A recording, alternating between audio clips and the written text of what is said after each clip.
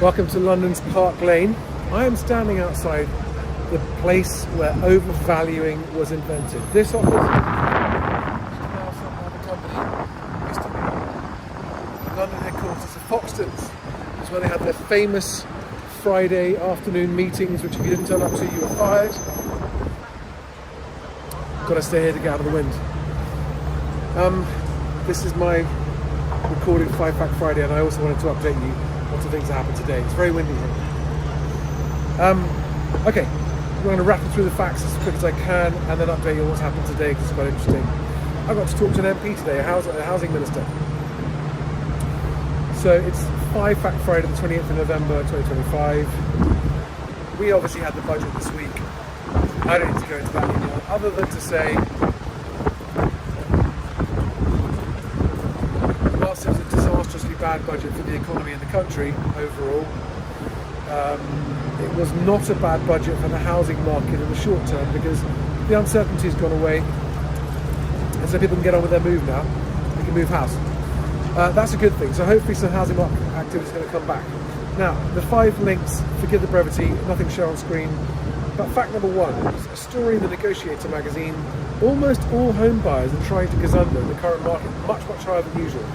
But almost every buyer that has a chance tries to renegotiate at the last minute. If it's in good faith and there's a good reason, it's because you're actually no longer prepared to pay the first price, then that's okay. But if it's bad faith, it's just bad. It's bad karma, bad faith, and it'll get you back one day. Don't do it.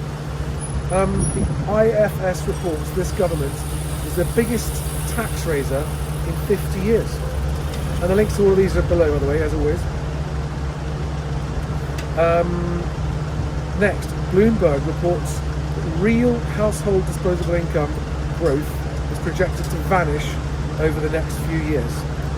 Now, that's relevant to the housing market because that real disposable income growth, so real means after inflation, disposable means after you've paid all your bills, your mortgage and your rent, and growth means it's getting more. And if it's not getting more, and everything else is getting more, then it means people are going to have lower budgets for houses. And basically, it's a negative thing for house prices. Not necessarily for housing market activity, but for prices. So the message I'm reinforcing is it's another reason not to assume that house prices will go up. Next one.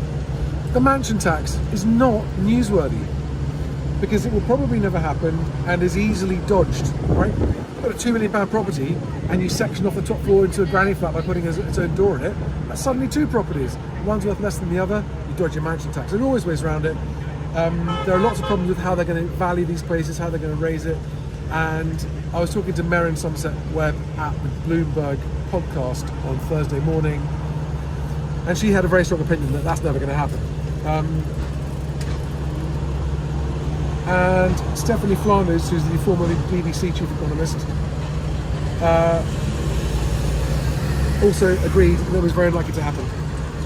Right, next, so that's fact number 1, 2, 3, 4, number 5. The effects of the budget policy on raising income tax or freezing income tax thresholds. According to the OBR, in the next, up until 2031, it's going to drag 10 million more working people into a higher tax bracket. So whether that's going from 0 into the 20% tax bracket, or from 20 into 40%, or from 40 into 45%, 10 million people. It's a truly, deeply vicious measure, but it's a slow burning one. It's like you can see an oil tanker coming. It's going to come slowly, but it's going to get you. That's going to have a massive effect just when people are at their peak of earnings in life and peak savings, and it's going to hit first-time buyers right in the pocket. Something like 58% of first-time buyers are going to end up in that 40% tax bracket when they weren't before. It's really, really bad. Now, those are the 5 facts. Today, several things happened today. I've been at this conference in Park Lane. It's an annual conference called the Negotiator Conference. And 3 significant things happened today, all of which are relevant and are going to make a difference to my mission to try and fix the housing market. First of all, I've heard it now from a number of agents, good estate agents, who they know that they're good, that they simply don't care about how the industry works as long as they're making money. And this may come as no surprise to a lot of you, right? But when I say these are good agents, I mean these are agents that are quite consistently good at getting good results for their clients. But they don't care about anyone else's clients. They don't care about other sellers. They don't care if other sellers go with other agents and can't sell. Their mindset is, as long as I beat my competitors, I don't really care. As long as my clients are okay, I don't really care. And what I'm beginning to realise is that that's a much wider and more prevalent attitude in the industry than I thought. And it's a real problem, because if even the good agents, as in the ones who know how to do the job well and get a good result, just don't care about helping to improve the industry, when it's agents themselves who are the only ones who really are in a position to improve the industry, that's a real problem. That's point number one. And that's not the first time that's happened. This has happened to me quite a few times now, with agents that are successful businesses that have no interest in improving the industry, literally no interest in improving the industry. The second thing that happened is that I got, so one of the speakers today was James Cleverly. He was the foreign minister for the Tories. He's now the shadow housing secretary of state for housing, communities, local government, etc. And I put a question to him when he was on stage, and I said, can we get HMRC to publish house prices at the same time that they publish transaction volumes, because they have the data? And his reaction was, that would, yeah, my God, that would bring transparency, that would help. He said, I'm going to take that back to Westminster.